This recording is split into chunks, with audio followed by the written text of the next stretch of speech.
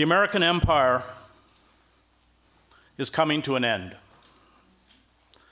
The US economy is being drained by wars in the Middle East and vast military expansion across the globe. It is burdened by growing deficits, along with the devastating effects of deindustrialization and global trade agreements. Our democracy has been captured and destroyed by corporations that steadily demand more tax cuts, more deregulation, and impunity from prosecution for massive acts of financial fraud, all the while looting trillions from the US Treasury in the form of bailouts. The nation has lost the power and respect needed to induce allies in Europe, Latin America, Asia, and Africa to do its bidding. Add to this the mounting destruction caused by climate change, and you have a recipe for an emerging dystopia.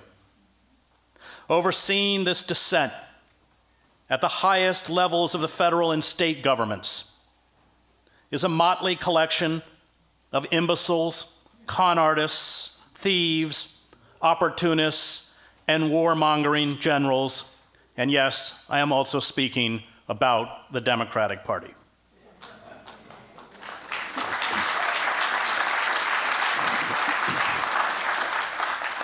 The empire will limp along, steadily losing influence until the dollar is dropped as the world's reserve currency, plunging the United States into a crippling depression and instantly forcing a massive contraction of our military machine. Short of a sudden and widespread popular revolt, which does not seem likely, the death spiral appears unstoppable, meaning the United States as we know it will no longer exist within a decade, or at most two. The global vacuum we leave behind will be filled by China, already establishing itself as an economic and military juggernaut. Or perhaps there will be a multipolar world carved up among Russia, China, India, Brazil, Turkey, South Africa, and a few other states. Or maybe the void will be filled, as the historian Alfred McCoy writes, by a collection of transnational corporations, multilateral military forces like NATO, and an international financial leadership self-selected at Davos and Bilderberg that will forge a supranational nexus to supersede any nation or empire.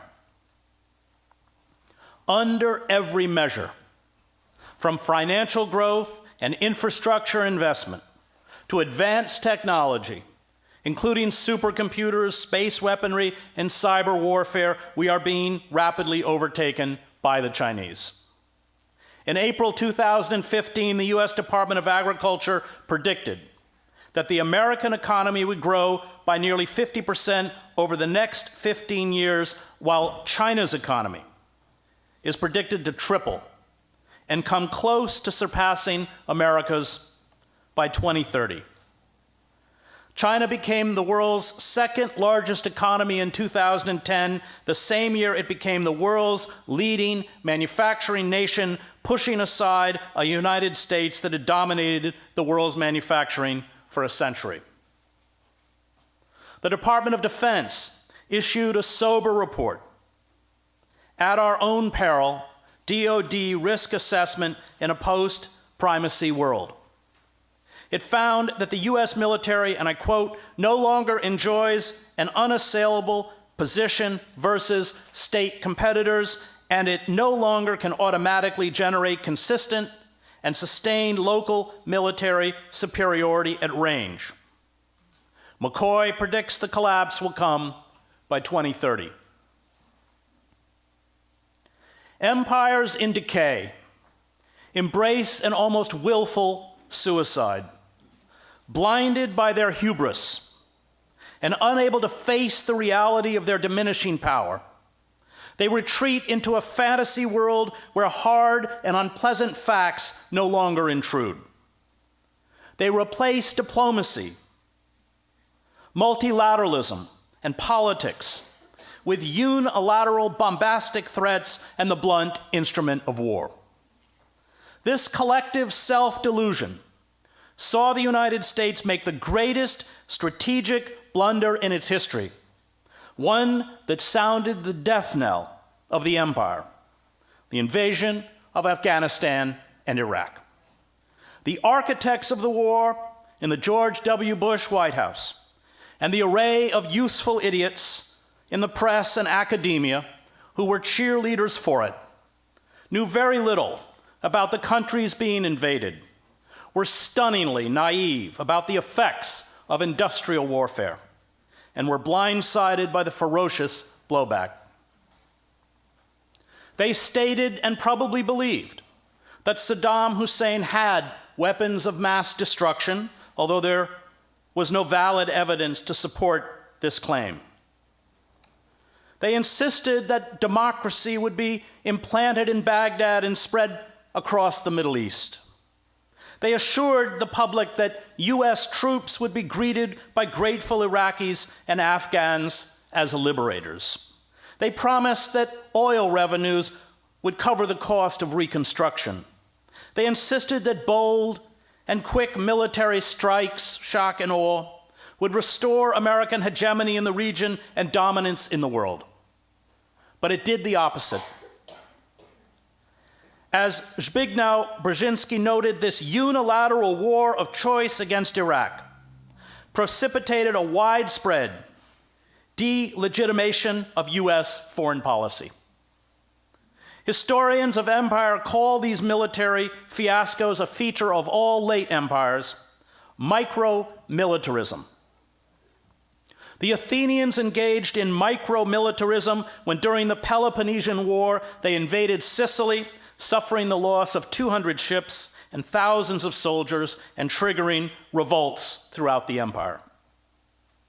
Britain did this in 1956 when it attacked Egypt in a dispute over the nationalization of the Suez Canal and then quickly had to withdraw in humiliation, empowering a string of Arab nationalist leaders such as Egypt's Gamal Abdel Nasser, and dooming British rule over the nation's few remaining colonies.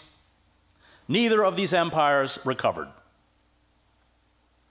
While rising empires are often judicious, even rational in their application of armed force for conquest and control of overseas dominions, fading empires are inclined to ill-considered displays of power, dreaming of bold military masterstrokes that would somehow recoup lost prestige and power, McCoy writes.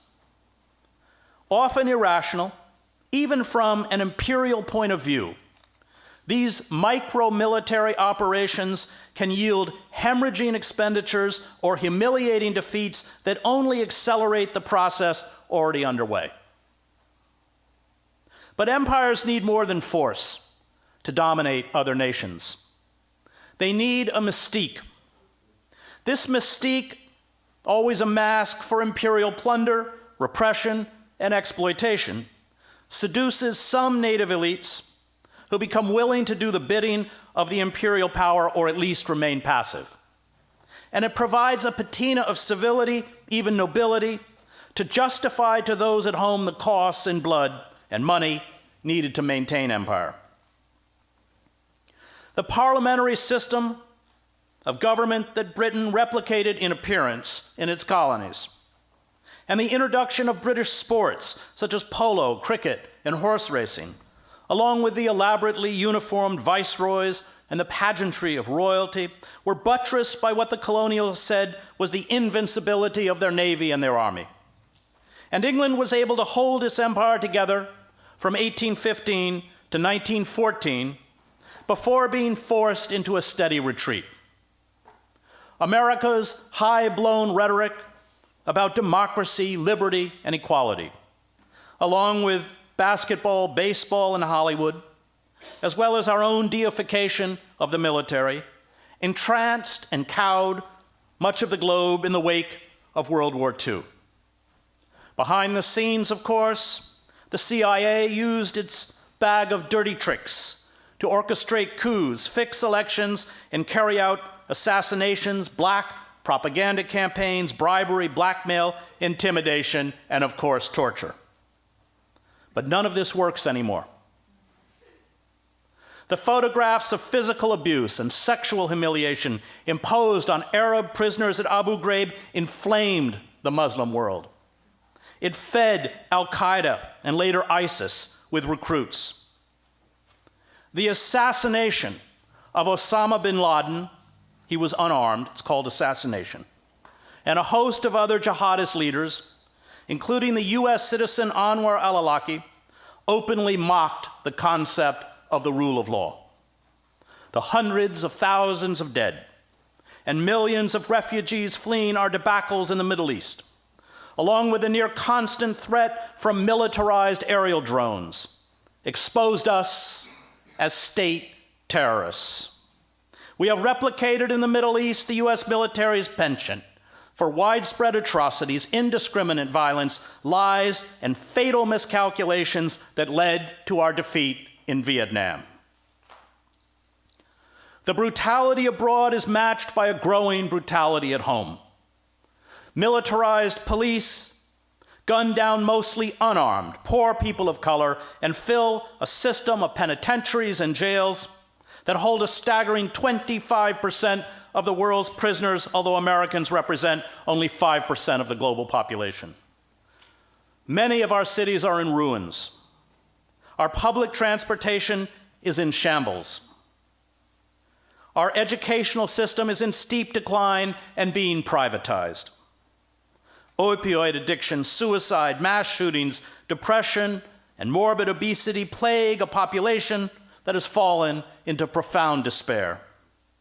The deep disillusionment and anger that led to Donald Trump's election, a reaction to the corporate coup d'etat, and the poverty afflicting at least half the country have destroyed the myth of a functioning democracy.